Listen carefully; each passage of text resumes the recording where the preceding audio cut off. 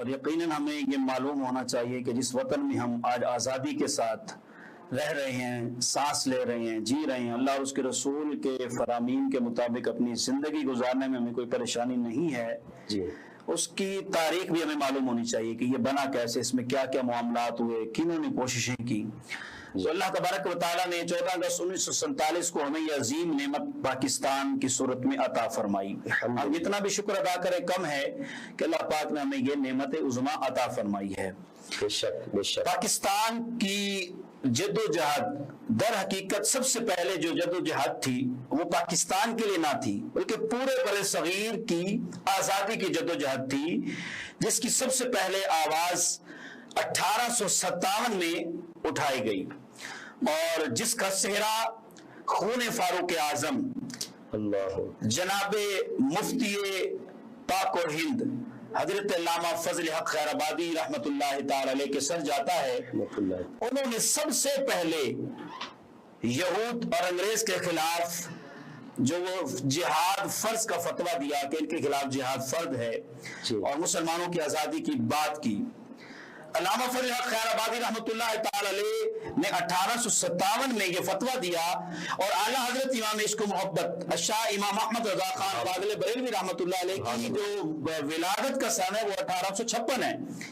یعنی کہ اعلیٰ رحمۃ اللہ علیہ کی ولادت ہو چکی تھی اور آپ 1 سال کی عمر کے تھے جب یہ آزادی کی تحریک چلی۔ صحیح۔ تو اعلیٰ حضرت رحمۃ اللہ تعالی کے دادا محترم اور آپ کے والد نقی علی خان رحمۃ اللہ تعالی علیہ، رضا علی خان آپ کے دادا، ان سب نے علامہ فضل حق خیر آبادی رحمۃ اللہ تعالی علیہ کے فتوے کی تائید فرمائی۔ صحیح۔ اور اسی جرم میں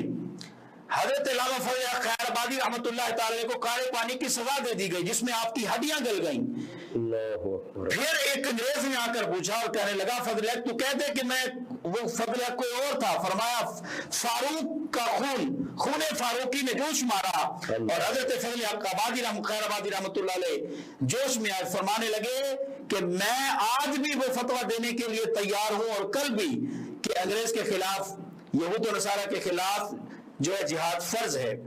علامہ کفایت علی کافی رحمۃ اللہ تعالی سید ہیں، آل نبی ہیں، انہوں نے بھی اس فتوے کی تائید کی اور علامہ فضل حق خیر آبادی رحمۃ اللہ علیہ کے ساتھ قدم سے قدم ملا کر، کندھے سے کندھا ملا کر کھڑے ہوئے تو آپ کو قید کر دیا گیا۔ 25 سال آپ سے انگریزوں نے چکی پہ سوائی جیل کے اندر،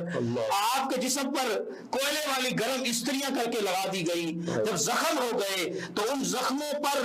لال مرچیں پیسی ڈالی گئی اور آپ کو سزائے موت سنا دی گئی، لیکن سید کفایت علی کافی رحمۃ اللہ تعالی علیہ نے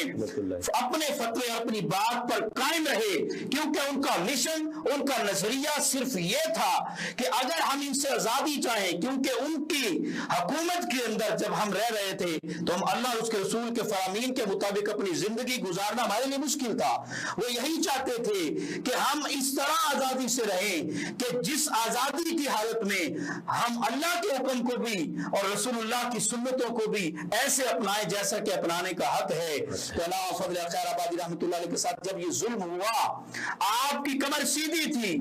لیکن کمر جھک گئی جیل کے اندر، چکیاں پیس کر آپ کو سزائے موت جب سنائی گئی تو پہلے تو وہ کہنے لگے کہ جو اس کے ساتھ کیا ہے صبح تک یہ زندہ نہیں بچے گا،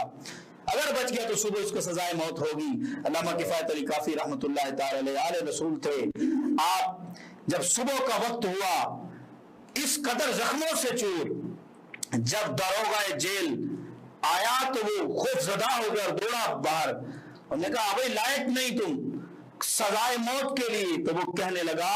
حضور آپ، وہ کہنے لگا کہ تم تو کہتے تھے کہ یہ رات کو ہی مر جائے گا، جو اس کے ساتھ ظلم ہوا ہے، جو اس کے ساتھ ہم نے اس کو تکلیفیں رضیتیں دی ہیں، لیکن دیکھتے کیا ہیں کہ سید کفایت علی کافی رحمۃ اللہ علیہ خود کھڑے ہو کر اپنے سر پر دستار مصطفیٰ کی سنت ادا کر رہے ہیں، اپنے سر پر امامہ شریف سجا رہے ہیں، اور پھر داروغے جب لے کر جانے لگے علامہ کفایت علی کافی رحمۃ اللہ اپنا سینہ نکال کر ہاتھوں کو لہرا کر تختہ دار کی طرف بڑھ رہے ہیں اور کیا کہہ رہے ہیں کہ کوئی گل باقی رہے گا نہ چمن رہ جائے گا، بس رسول اللہ کا دین حسن رہ جائے گا اور سب فنا ہو جائیں گے کافی ولیکن حشر تک نعت حضرت کا زبانوں پر سخن رہ جائے گا. یہ کلام آپ نے بیٹھ کے کہیں لکھا نہیں, کاپی نہیں اٹھائی, پینسل نہیں اٹھائی, سوچا نہیں, بس تخت دار کی طرف جاتے ہوئے سینہ چوڑا کر کے اور جا رہے ہیں, اور یہ ذہن میں فکریں آتے جا رہے ہیں اور آپ پڑھتے جا رہے ہیں, لکھنے والے لکھتے رہے, اور آج تک اس سید کی یہ بات ہر عاشق رسول کی زبان پر ہے. اور اس مرد قلندر نے مسلمانوں کی آزادی کے لیے, نظام مصطفیٰ کے لیے, حضور کی شریعت کے نفاذ کے لیے اپنی جان آفرین کے سپرد کر دی. اور اس کے بعد یہ تحریک آزادی اگرچہ کامیاب نہ ہوئی, مسلمانوں میں یہ تحریک آزادی اگرچہ اس وقت ناکام ہوئی, 22,000 علماء کرام کو شہید کیا گیا. 1857 کی تحریک آزادی کے اندر 22,000 علماء, عوام اس کے علاوہ ہے, علماء کو شہید کیا گیا جو نبیوں کے وارث ہیں. اور پھر قلندر لاہوری فرماتے ہیں کہ مسلمان جو ہے جب اس کا ارادہ اور نیت پختہ ہو پھر یہ گھبراتا نہیں ہے. قلندر لاہوری کیا فرماتے ہیں؟ فرماتے ہیں جھپٹنا پلٹنا,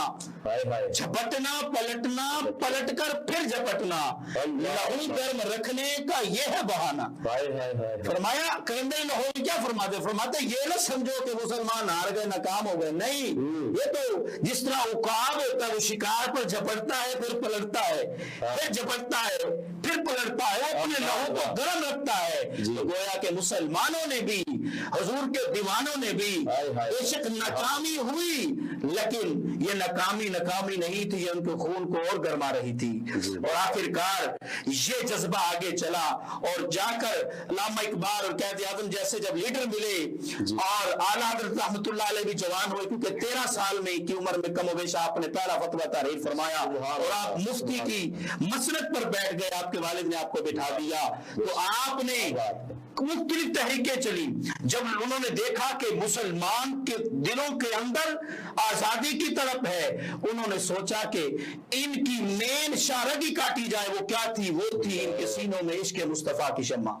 اس کو ختم کیا جائے. تو انہوں نے مختلف تحریکیں چلائی, اپنے بندے اتارے جنہوں نے مسلمانوں کے اندر شکوک و شبہات پیدا کیے, قرآن کے غلط ترجمے کیے, اور حدیثوں پر اعتراض کیا, آقا صلی اللہ علیہ وسلم کی ذات پر اعتراض کیا, اللہ کی ذات پر اعتراض کیا, اور مسلمانوں کے ایمان اور دین کو بگاڑنے کی کوششیں کی. تو اس وقت مجدد دین ملت الشاہ امام احمد رضا خان فاضل بریلوی رحمۃ اللہ تعالی علیہ نے ان کی ساری تحریکوں کو رد کرتے ہوئے آپ نے فتاوی رضویہ کی 14ویں جلد کے اندر رسالے موجود ہیں, آپ نے 3 رسالے تحریر فرمائے. دوام العیش آپ نے تحریر فرمایا جب تحریک خلافت چلی, اور کفر کے سازشی منصوبوں کے جال کو تار تار کر دیا. اور پھر جب تحریک موالات چلائی گئی, مسلمانوں کے اندر سے ایمان نکالنے کے لیے, مسلمانوں کو منتشر کرنے کے لیے, اعلیٰ حضرت رحمت اللہ تعالی نابغ النور ایک رسالہ لکھا اور مسلمانوں کو بچایا, ان کا تحفظ کیا. پھر جب تحریک موالات کے بعد ایک اور تحریک مسلمانوں کو بکھیرنے کے لیے چلائی گئی, تو اعلیٰ رحمت اللہ تعالی نے آپ نے ایک رسالہ لکھا, دوام الاعلام لکھا. اللہ تبارک و تعالیٰ کے محبوب کے اس غلام نے پھر نعتیں لکھی, اور لوگوں کے دلوں میں عشق مصطفیٰ کی شمع کو, آگ کو اور بڑھا دیا. اور پھر علماء نے اپنے جلسوں کے اندر, اپنی محافل کے اندر, اپنی تقریروں کے اندر عشق مصطفیٰ کے ایسے جام پلائے, اور نعتیں پڑھ کر امام اہل سنت نے اور شعراء نے اعلیٰ حضرت کی نعتیں پڑھ کے مسلمانوں کے دلوں کے اندر عشق مصطفیٰ کی شمع کو فروزہ کر دیا. اور کیونکہ اعلیٰ حضرت کی شمع فروزہ ہیں آج بھی, اور آپ کا کلام ایسا ہے کہ آج بھی ان کی شمع فروزہ ہیں. اور یہ جذبہ تھا, اگرچہ اعلیٰ حضرت رحمت اللہ علیہ پاکستان بننے کی بہار تو نہ دیکھ سکے, لیکن آپ نے وہ کام کیا کہ آج تک ان کا نام سنہرے روپ میں لکھا جاتا ہے. اور عزیزان محترم معزز سامعین, علامہ اقبال نے قومی نظریہ پیش کیا 1929 کے اندر، لیکن اس سے پہلے امام اہل سنت الشاہ امام محمد رضا خان فاضل بریلوی رحمۃ اللہ علیہ نے ایک رسالہ لکھا المحنۃ المؤتمنہ، جو سورہ ممتحنہ کی چند آیتوں کی تفسیر لکھ کر لوگوں کے سامنے رکھ دیا اور بتا دیا کہ مسلمان ایک الگ قوم ہے، کافر ایک الگ قوم ہے، اور آپ نے دو قومی نظریہ پیش کیا جسے باقاعدہ طور پر علامہ اقبال نے 1929 کے اندر پیش کیا۔ اور جب یہ تحریک آزادی چلی تو بہت سارے اعلیٰ رحمۃ اللہ علیہ کے خلیفہ مفتی احمد یار خان نعیمی رحمۃ اللہ علیہ، نعیم الدین مراد آبادی رحمۃ اللہ علیہ، اسی طرح شاہ احمد لورانی رحمت اللہ علیہ، عبدالستار خان نیازی رحمت اللہ علیہ، عبدالعلی میٹھی رحمت اللہ علیہ، جن کو اعظم نے صفی اسلام کا لقب دیا، عبدالعلی میٹھی خلیفہ اعظم رحمت اللہ علیہ، سید دیدار علی شاہ رحمت اللہ علیہ، پھر جماعت علی شاہ رحمت اللہ تعالی، یہ ہمارے وہ علماء تھے جنہوں نے لوگوں کے دلوں کے اندر عشق مصطفیٰ کی شمع کو ایسا فروزہ کیا کہ اور تڑپ پیدا کی کہ ہمارا ایک الگ اسلامی ملک ہو جس میں ہم سانس لیں آزادی سے لیں، جس میں ہم نمازیں پڑھیں آزادی سے پڑھیں، اللہ اس کے رسول کے حکم پر عمل کریں آزادی سے کریں۔ علماء کو توپوں کے منہ کے اوپر باندھ کر پوچھا جاتا تھا بتاؤ پاکستان کا مطلب کیا ہے، وہ پھر بھی یہی کہتے پاکستان کا مطلب کیا، لا الہ الا اللہ، کون ہمارے رہنما محمد رسول اللہ، وہ توپوں کے منہ پر باندھ کر گولے چلا دیتے، علماء کے جسم کے پر کھچے اڑ جاتے، لیکن انہوں نے اس ملک خدا داد اس پاکستان کی بنیاد کے لیے اپنی جانوں کے نذرانے پیش کیے۔ تو دوستو یہ پاکستان جو ہے یہ ایسے حاصل نہیں ہو گیا، اس میں میرے علماء نبیوں کے وارث کا خون شامل ہے، اس میں مسلمانوں کی بچیوں کی عزتوں کا پامال کیا گیا، 30 لاکھ مسلمان اس پاکستان کو آزاد کرانے کے لیے اپنی جانوں کے نذرانے پیش کیے، ننھے سے 6 ماہ کے، سال کے، 2 سال کے بچوں کے پیٹ نیچے زمین پر پٹک کر پھاڑ دیے گئے، عورتوں کی چھاتیاں کاٹ دی گئی، ظلم کی داستانیں رنگین ہو گئی، حتیٰ کہ جب دریاؤں اور کنووں کے پاس سے لوگ گزرتے اور سوچتے کہ ان کے ظلم سے بچنے کے لیے ہم اس میں چھلانگ لگا دیں، وہ کنویں پہلے ہی لاشوں سے پر ہوتے، دریا رنگین ہو گئے، اور اس قدر ظلم ہوا اور پاکستان لاکھوں کی قربانیوں کے بعد مرز وجود میں آیا۔ اللہ پاک اس پاک وطن کی سلامت رکھے، کیونکہ چاند میری زمین